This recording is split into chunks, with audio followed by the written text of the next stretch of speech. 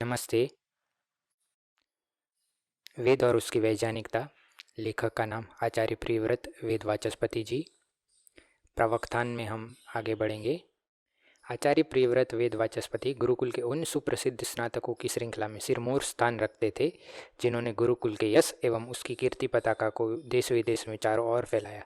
आचार्य जी ने वेद की सार्वभौमिकता के संदेश को अपनी कथनी तथा करनी, अपनी वक्रतित्व प्रतिभा तथा अपनी सजीव लेखनी से सराबोर कर दिग दिगंत तक जीवन पर्यंत फैलाया। गुरुकुल में वेद के पढ़ने वाले वे ऐसे शिक्षक थे जो हमेशा वेदों के चिंतन में खोए रहते थे। वे कहा करते थे कि उन्हें वेद मंत्रों के चिंतन मनन में अखंड आनंद की अनुभूति होती थी। वे वेद रूपी समुद्र में गहराई से उतरते थे तथा पलक झपकते ही किसी न किसी वेद मंत्र से माणिक मोती सा अनूठा विचार उनमें समाहित हो जाता था और वे अपनी वाणी से उस वाग्धारा को जीवन ज्योति के रूप में परिवर्तित कर देते थे।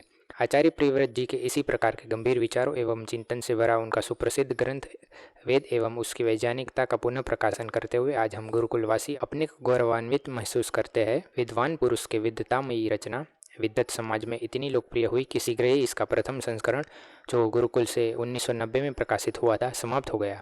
नवीन संस्करण के प्रकाशन की आवश्यकता चारों तरफ से उठने लगी। फलतः इसका दूसरा संस्करण वेद के जिज्ञासु पाठकों के लिए प्रस्तुत किया गया है।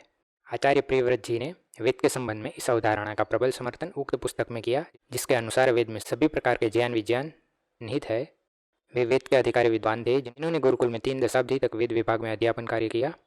गुरुकुल के आचार्य के रूप में, फिर कुलपति के रूप में तथा पश्चात परिदृष्टा के रूप में उनकी सेवाएं गुरुकुल इतिहास में अपनी अलग पहचान बिखेरती है। आचार्य जी वेद फुलवाड़ी में खिले अन्य ग्रंथ, वेद का राष्ट्रीय गीत, वेदोद्यान के चुने हुए फूल, वरुण की नौका, मेरा धर्म तथा 3 खंडों में प्रकाशित वेदों के राजनीतिक सिद्धांत आदि सभी ग्रंथ वेद रूपी सागर से निकले ऐसे अनमोल रत्न है जिनकी जितनी प्रशंसा की जाए कम है।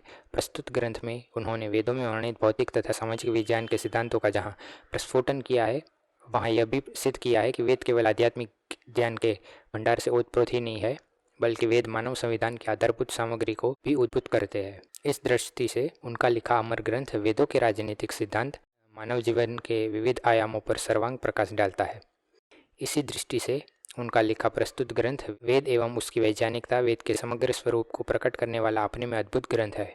इस ग्रंथ में आचार्य जी ने वेद के ईश्वरीय ज्ञान का सिद्धांत, वेद का काल, वेद के ऋषि, वेद और इतिहास, वेद एवं विज्ञान आदि विषयों पर विस्तृत रूप से अकाट्य तरीके से विषय का प्रतिपादन किया है। गुरुकुल कांगड़ी विश्वविद्यालय तो आचार्य प्रियव्रत जी के आचार्यत्व से ही लंबे समय तक पुरातन ज्ञान तथा आधुनिक ज्ञान विज्ञान को समन्वित करने का स्वप्न साकार करने में जुटा है। गुरुकुल में आचार्य के रूप में अपने दायित्व का निर्वाह करते हुए प्रियव्रत जी स्वामी श्रद्धानंद के उस स्वप्न को कभी नहीं भूलते थे कि गुरुकुल में पुराने एवं आधुनिक दोनों विषयों का ज्ञान प्रवाहित किया जाना चाहिए। वेद एवं उसकी वैज्ञानिकता नामक ग्रंथ आचार्य प्रियव्रत की इस सोच का वही प्रतिपादक ग्रंथ है। हमें प्रसन्नता है कि गुरुकुल के स्वामी श्रद्धानंद अनुसंधान प्रकाशन केंद्र द्वारा उक्त ग्रंथ का पुनः प्रकाशन किया गया है। इस ग्रंथ में लिखी विस्तृत सामग्री से आज का विद्वत समुदाय वेद की वैज्ञानिक कसौटी पर देखने में अपने को सहज महसूस करेगा। श्रद्धानंद अनुसंधान प्रकाश केंद्र के निर्देशक आचार्य वेद प्रकाश शास्त्री तथा पुस्तकालयाध्यक्ष एवं व्यवसाय प्रबंधक डॉक्टर जगदीश विद्यालंकार इस ग्रंथ के सुरुचिपूर्ण प्रकाशन हेतु बधाई के पात्र है। प्रोफेसर स्वतंत्र कुमार, कुलपति, गुरुकुल कांगड़ी। 2 शब्द। ईश्वरीय ज्ञान और भाषा के संबंध में ऋषि दयानंद जी की यह मान्यता सर्वविदित है कि आदि मनुष्य को जब तक परमात्मा ज्ञान और भाषा न सिखाए तब तक वह स्वयं कुछ भी नहीं सीख सकता। ऋषि दयानंद की यह मान्यता रही है कि सृष्टि के आरंभ में परमात्मा ने ऋग्वेद, यजुर्वेद, सामवेद और अथर्ववेद इन चारों वेदों का ज्ञान अग्नि आदि ऋषियों को दिया और उनकी भाषा तथा इसका अर्थ उन्हें सिखाया। वेद के वैज्ञानिक दृष्टिकोण को ऋषि दयानंद ने जो जगत के सामने रखा, आचार्य प्रियव्रत ने हृदयंगम कर वेद की वैज्ञानिकता को नानाविध रूप से सिद्ध करके उस पुस्तक में उसकी विस्तृत विवेचना विद्वत समुदाय के सामने रखी। आचार्य प्रियव्रत जी की यह सबल मान्यता थी कि वेद समूची मानव जाति का संविधान पर आधार स्रोत है, जिसमें जीवन और जगत से जुड़े ज्ञात अज्ञात सभी प्रकार के सार्वभौमिक सृष्टि सम्मत ज्ञान का प्रवाह निरंतर प्रवाहित होता रहता है। आचार्य श्री ने उक्त ग्रंथ में ऋषि दयानंद की वेद सम्मत मान्यता को आधार बनाकर वेद के दृष्टिकोण को समग्र मानव जाति के विकास के लिए सबसे आवश्यक आधार बताया है। वे कहा करते थे कि मानव जीवन में कर्म, संस्कृति और सभ्यता की भागीरथी वेद की गंगोत्री से ही प्रवाहित होती है। समग्र भारतीय आर्य चिंतन और जीवन पद्धति अपने मूल प्रेरणा वेद से ही प्राप्त करती है। आचार्य प्रियव्रत जी ने अपने इस प्रसिद्ध ग्रंथ में अनेक स्थलों पर यह सिद्ध किया है कि वेदों में निहित ईश्वरीय ज्ञान सृष्टि कर्म के अनुकूल है। परमात्मा जहाँ इस सारी प्राकृतिक सृष्टि का करता है, वहाँ परमात्मा की इस सृष्टि में सर्वत्र एक क्रम पाया जाता है, सर्वत्र एक नियम एवं व्यवस्था का तारतम्य है।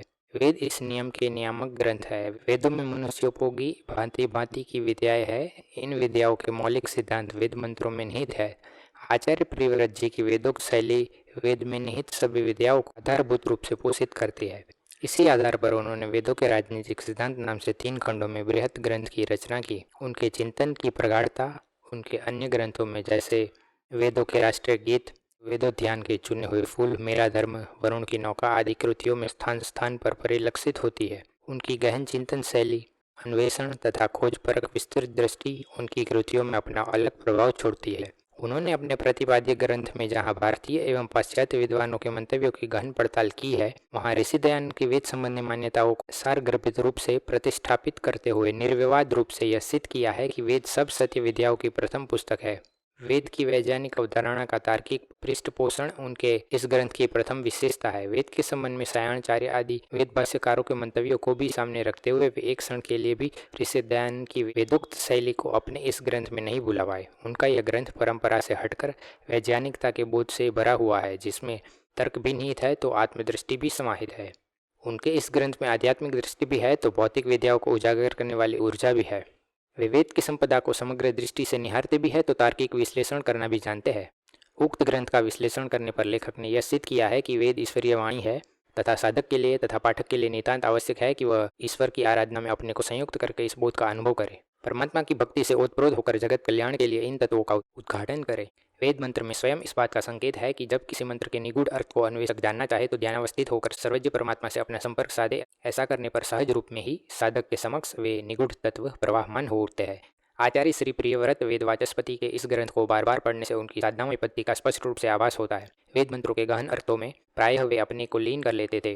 वे कहा करते थे कि ऋषि दयानंद ने मंत्रार्थों के व्यवहारिक और पारमार्थिक जो 2 भेद किए हैं, उनमें पारमार्थिक शब्द आध्यात्मिक भाव का बोधक है तथा व्यवहारिक शब्द भौतिक और आधिदैविक अर्थों का घोतक है। आचार्य प्रियव्रत जी की यह प्रबल मान्यता थी कि वेद व्याख्याता को तपस्वी, संयमी, पवित्र जीवन वाला और ईश्वर का श्रद्धालु होना चाहिए। ये गुण वेद मंत्रों के भाव को समझने में बहुत सहायता प्रदान करते हैं। वेद परमात्मा की वाणी है। वेद में परमात्मा ही सबका माता पिता, जनक, बंधु तथा रक्षक बतलाया गया है। वेद की वाणी की इस सारगर्भित भाषा की प्रवणता को आचार्य श्री ने अपनी इस पुस्तक में स्थान स्थान पर उद्घाटित किया है। गुरुकुल के द्वारा इस ग्रंथ के द्वितीय संस्करण के प्रकाशित किए जाने का जो निश्चय किया गया श्लाघनीय है। ग्रंथ के सुरुचिपूर्ण प्रकाशन हेतु डॉक्टर जगदीश विद्यालंकार पुस्तकालय अध्यक्ष बधाई के पात्र है। मुझे विश्वास है कि इस प्रकाशन से श्रद्धानंद अनुसंधान प्रकाशन केंद्र के प्रकाशनों का गौरव बढ़ेगा। दिनांक 26/12/2004। आचार्य वेद प्रकाश शास्त्री, आचार्य एवं उपकुलपति तथा निर्देशक, श्रद्धानंद अनुसंधान प्रकाशन केंद्र, गुरुकुल कांगी विश्वविद्यालय, हरिद्वार। तो आज का पाठ यहीं समाप्त करते हैं और अगले वीडियो में प्रस्तावना लेके आएंगे। नमस्ते, धन्यवाद।